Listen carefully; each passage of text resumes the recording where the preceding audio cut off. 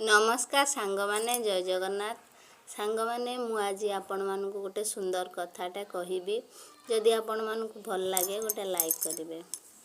सांग माने परिवार परिवार गोटे नारी थिरे आरंभ होई थाए, नारी हाथ रे गढ़ा होई थाए आ नारी हाथ रे शेष होई थाए। सेथि पई कि नारी को गृहलक्ष्मी बोली कहा जाए।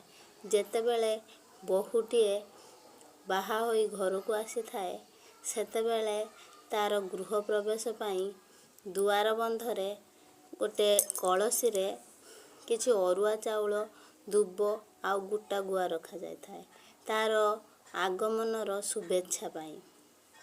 तो सांग माने मु आपण मानकु आज एई अरुआ चाउल गुटा गुआ आ दुबर अर्थ कौन बुझेबी।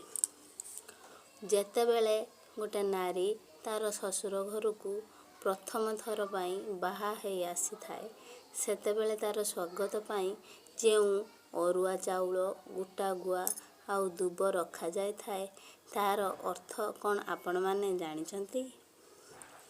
तार अर्थ हेउछि जेउ कलशरे अरुआ चाउल थाए सेई अरुआ चाउल गोटे घरर समस्त संस्कार आउ गोटे गुटा गुआ रखा जाए सेईटा होउछि से घरर बहुत सारा शुभ माने जाकू शुभ कामना कहा जाए।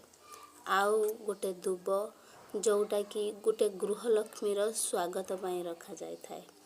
तो सेते बेले जेते बेले गोटे नारी प्रथमे तार ससुर घर अगणा को आसे दुआर बंध डेकी सेते बेले तार सबु प्राबंध जेमिति कि तार पिलालियामी आउ खेलकूदर संस्कार छाड़ी से तार संस्कार गढ़िबा पाई नुआ संसार को आसी थाए।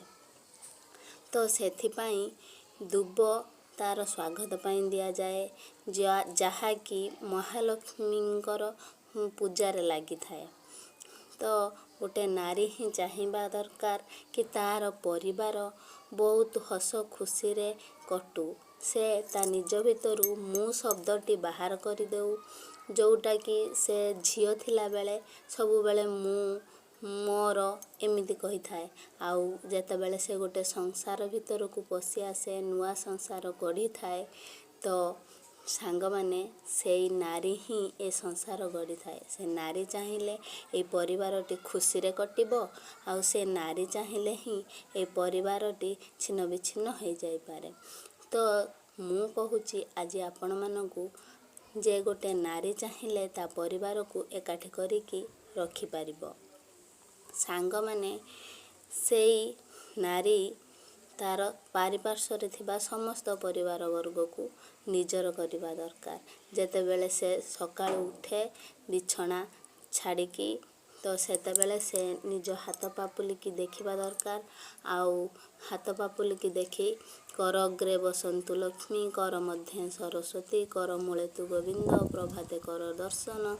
जेते बेले नार निज हाथ को प्रणाम करिकी निजर कर्म को अभिनंदन करे सेते बेले से नारी बुझी जिबा दरकार कि एई हाथ गोटे नारीर हाथ ही गोटे परिवार गढ़िबारे साहाय्य करे। सांग माने मो कथा जदि आपण मानकु भल लागि थाए गोटे लाइक करिवे शेयर करिवे सब्सक्राइब करिवे। रहिली जय जगन्नाथ।